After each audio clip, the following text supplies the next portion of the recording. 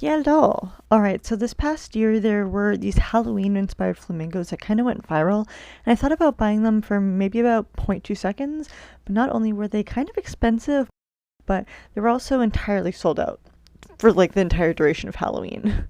And as most things that I see on the internet mostly, sometimes in person, I thought I could recreate them for much cheaper and add my own little spin on it to truly make it my own.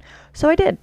With this, the first item of business, or the first task, was to get a self-standing pink flamingo, which I got from the dollar store for no more than maybe like $2. To be sure that the paint was going to stick, the first thing that I had to do was sand it down a little bit. There is a chance that this paint would have just stuck to this, especially with how much texture was on it to begin with, but I didn't want to take the chance of painting it just for it to come off and have to do it all over again.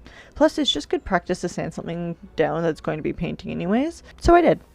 Once sanded lightly, I used a damp cloth to clean off any of the plastic dust particles to make sure that nothing got caught into the paint, and then I came right in with some black paint. This is just acrylic you can get it from the dollar store, or even like Walmart for like 99 cents to $1.25. Covering this guy from head to booty, as he does not have toes, yet, or legs actually for that matter.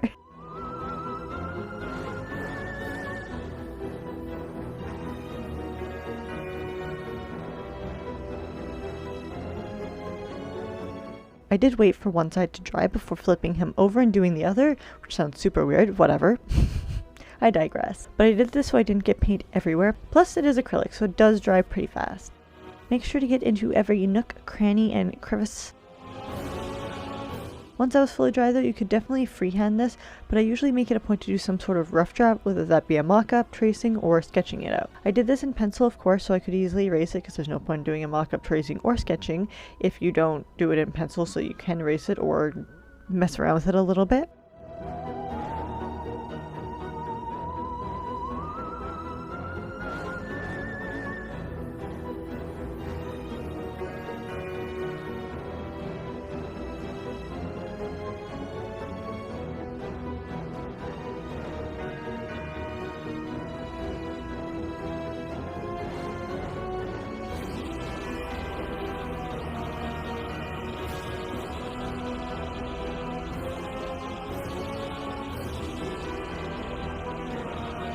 Then I painted in the traced area with a white, a couple layers at that, as black covers everything, and white, well, it doesn't cover over black as bright as it could be.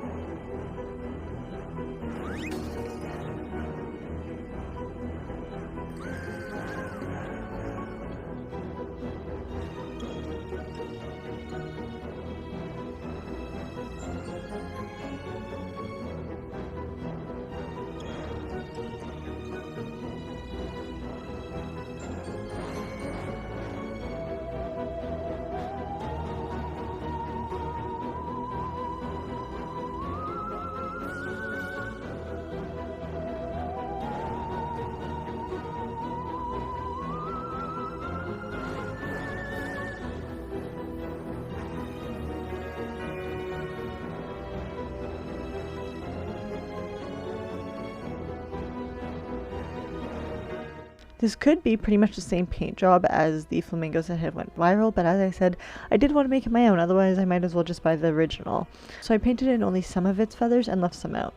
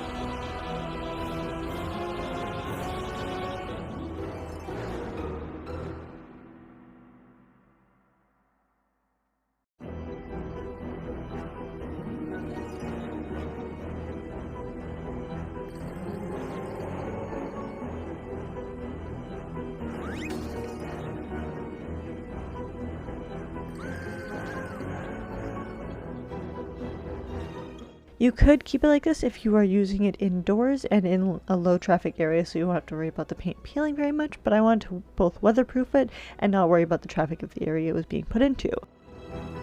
So as the same with all of my clay creations, I use an epoxy over top, thus making it more stable as well.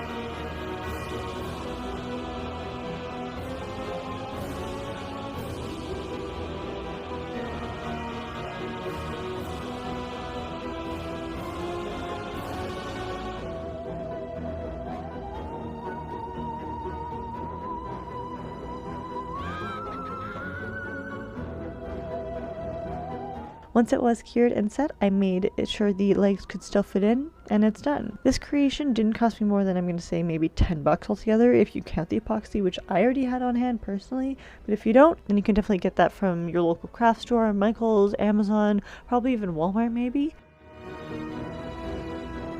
I do hope you guys enjoyed this video, and I'll see you in the next one. Bye guys. Happy Halloween.